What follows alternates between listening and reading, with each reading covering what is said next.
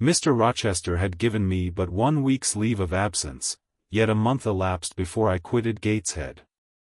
I wished to leave immediately after the funeral, but Georgiana entreated me to stay till she could get off to London, whither she was now at last invited by her uncle, Mr. Gibson, who had come down to direct his sister's interment and settle the family affairs.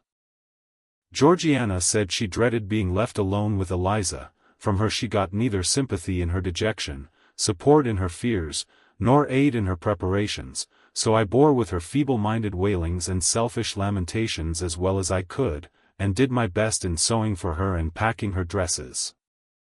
It is true, that while I worked, she would idle, and I thought to myself, if you and I were destined to live always together, cousin, we would commence matters on a different footing. I should not settle tamely down into being the forbearing party. I should assign you your share of labor, and compel you to accomplish it, or else it should be left undone. I should insist, also, on your keeping some of those drawling, half-insincere complaints hushed in your own breast. It is only because our connection happens to be very transitory, and comes at a peculiarly mournful season, that I consent thus to render it so patient and compliant on my part. At last I saw Georgiana off, but now it was Eliza's turn to request me to stay another week. Her plans required all her time and attention, she said. She was about to depart for some unknown bourne, and all day long she stayed in her own room, her door bolted within, filling trunks, emptying drawers, burning papers, and holding no communication with any one. She wished me to look after the house, to see callers, and answer notes of condolence. One morning she told me I was at liberty. And, she added, I am obliged to you for your valuable services and discreet conduct. There is some difference between living with such an one as you and with Georgiana. You perform your own part in life and burden no one. Tomorrow, she continued, I set out for the continent. I shall take up my abode in a religious house near Lisle, a nunnery you would call it. There I shall be quiet and unmolested. I shall devote myself for a time to the examination of the Roman Catholic dogmas, and to a careful study of the workings of their system. If I find it to be, as I half suspect it is, the one best calculated to ensure the doing of all things decently and in order, I shall embrace the tenets of Rome and probably take the veil. I neither expressed surprise at this resolution nor attempted to dissuade her from it. The vocation will fit you to a hair, I thought. Much good may it do you. When we parted, she said, Goodbye, cousin Jane Eyre. I wish you well. You have some sense. I then returned, You are not without sense, cousin Eliza, but what you have, I suppose, in another year will be walled up alive in a French convent. However, it is not my business, and so it suits you. I don't much care. You are in the right, said she, and with these words we each went our separate way.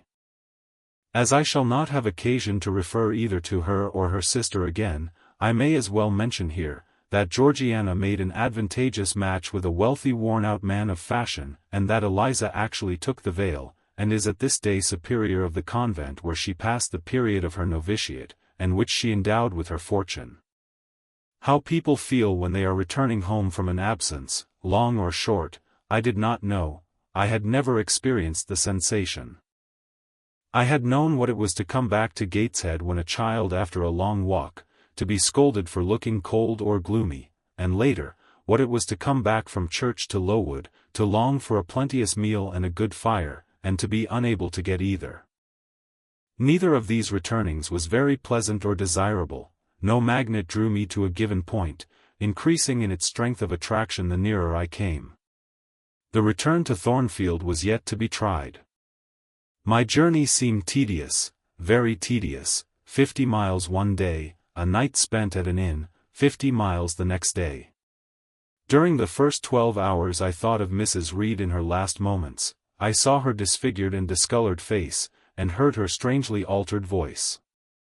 I mused on the funeral day, the coffin, the hearse, the black train of tenants and servants. Few was the number of relatives, the gaping vault, the silent church, the solemn service.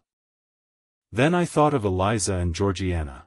I beheld one the cynosure of a ballroom, the other the inmate of a convent cell, and I dwelt on and analyzed their separate peculiarities of person and character. The evening arrival at the great town of scattered these thoughts. Night gave them quite another turn. Laid down on my traveler's bed, I left reminiscence for anticipation. I was going back to Thornfield, but how long was I to stay there? Not long, of that I was sure.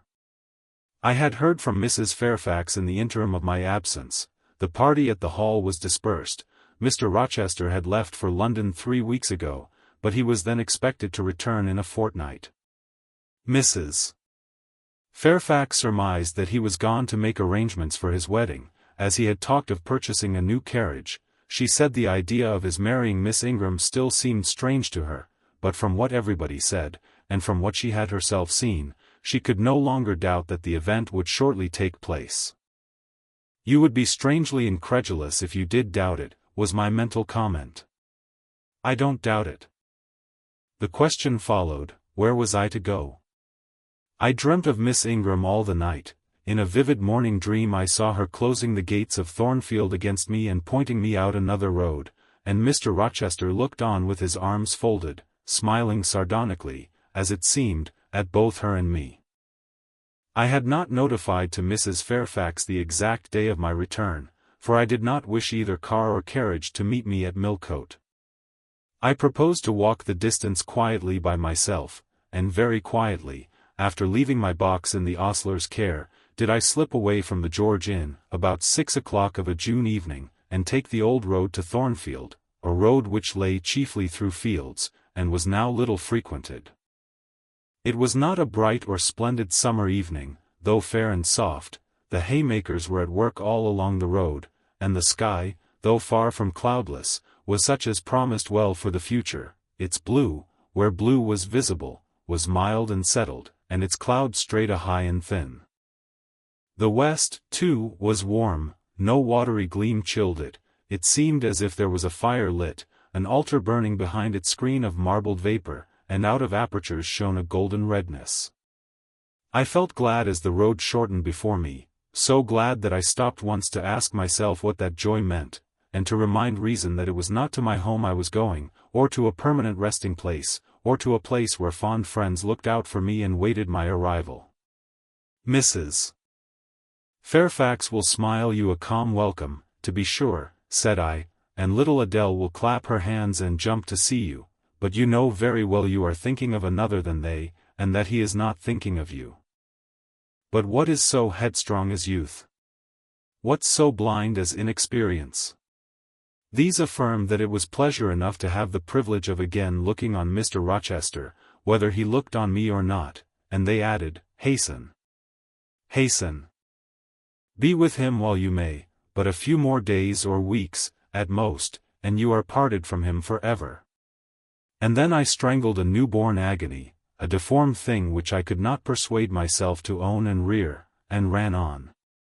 They are making hay, too, in Thornfield meadows, or rather, the laborers are just quitting their work, and returning home with their rakes on their shoulders, now, at the hour I arrive. I have but a field or two to traverse, and then I shall cross the road and reach the gates. How full the hedges are of roses! But I have no time to gather any. I want to be at the house. I passed a tall briar, shooting leafy and flowery branches across the path. I see the narrow stile with stone steps, and I see Mr. Rochester sitting there, a book and a pencil in his hand. He is writing. Well, he is not a ghost, yet every nerve I have is unstrung. For a moment I am beyond my own mastery. What does it mean? I did not think I should tremble in this way when I saw him, or lose my voice or the power of motion in his presence. I will go back as soon as I can stir. I need not make an absolute fool of myself. I know another way to the house. It does not signify if I knew 20 ways, for he has seen me. "Hello," he cries, and he puts up his book and his pencil. "There you are. Come on, if you please." I suppose I do come on, though in what fashion I know not, being scarcely cognizant of my movements, and solicitous only to appear calm, and, above all, to control the working muscles of my face, which I feel rebel insolently against my will, and struggle to express what I had resolved to conceal. But I have a veil, it is down, I may make shift yet to behave with decent composure. And this is Jane Eyre? Are you coming from Millcote, and on foot? Yes, just one of your tricks, not to send for a carriage, and come clattering over street and road like a common mortal, but to steal into the vicinage of your home along with twilight, just as if you were a dream or a shade. What the deuce have you done with yourself this last month? I have been with my aunt, sir, who is dead. A true Janean reply. Good angels be my guard. She comes from the other world, from the abode of people who are dead, and tells me so when she meets me alone here in the gloaming. If I dared, I'd touch you, to see if you are substance or shadow, you elf, but I'd as soon offer to take hold of a blue ignis fatuus light in a marsh. Truant. Truant, he added when he had paused an instant. Absent from me a whole month, and forgetting me quite, I'll be sworn. I knew there would be pleasure in meeting my master again, even though broken by the fear that he was so soon to cease to be my master, and by the knowledge that I was nothing to him, but there was ever in Mr. Rochester, so at least I thought, such a wealth of the power of communicating happiness, that to taste but of the crumbs he scattered to stray and stranger birds like me, was to feast genially.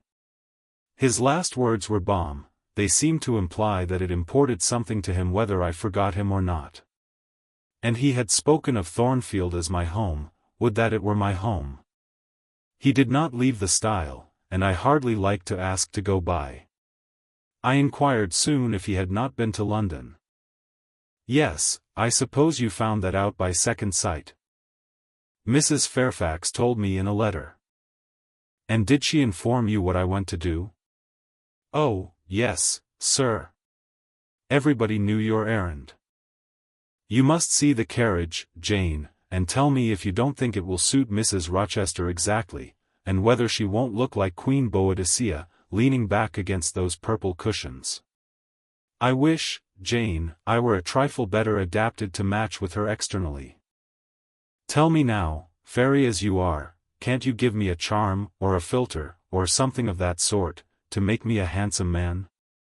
It would be past the power of magic, sir, and, in thought, I added, a loving eye is all the charm needed, to such you are handsome enough, or rather your sternness has a power beyond beauty.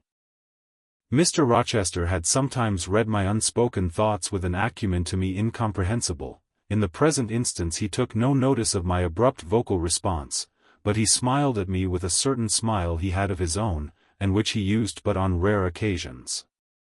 He seemed to think it too good for common purposes, it was the real sunshine of feeling, he shed it over me now. Pass, Janet, said he, making room for me to cross the stile, go up home, and stay your weary little wandering feet at a friend's threshold. All I had now to do was to obey him in silence, no need for me to colloquize further. I got over the stile without a word, and meant to leave him calmly. An impulse held me fast, a force turned me round. I said, or something in me said for me, and in spite of me.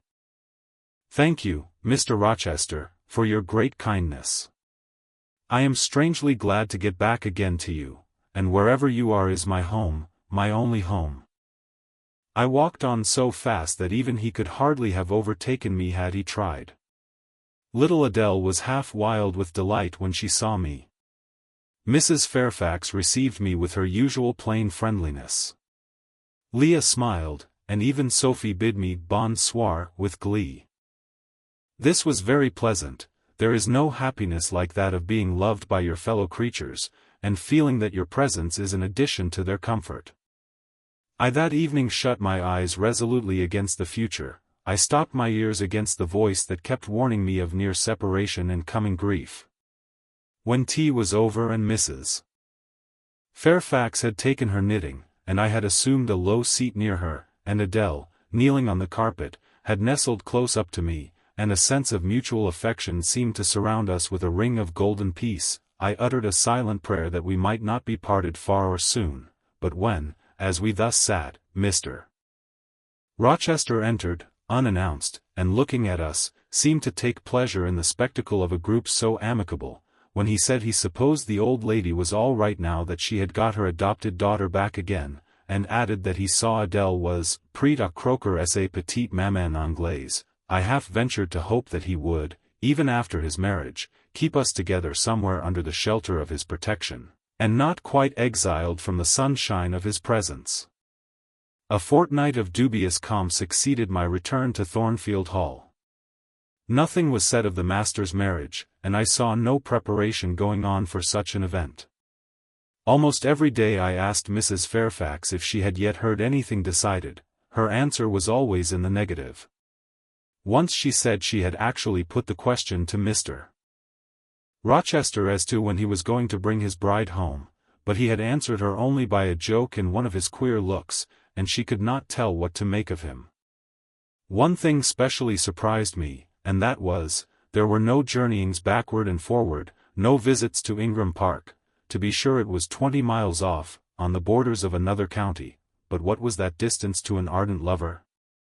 To so practised and indefatigable a horseman as Mr. Rochester, it would be but a morning's ride. I began to cherish hopes I had no right to conceive, that the match was broken off, that rumor had been mistaken, that one or both parties had changed their minds. I used to look at my master's face to see if it were sad or fierce, but I could not remember the time when it had been so uniformly clear of clouds or evil feelings. If, in the moments I and my pupil spent with him, I lacked spirits and sank into inevitable dejection, he became even gay. Never had he called me more frequently to his presence, never been kinder to me when there, and, alas, never had I loved him so well.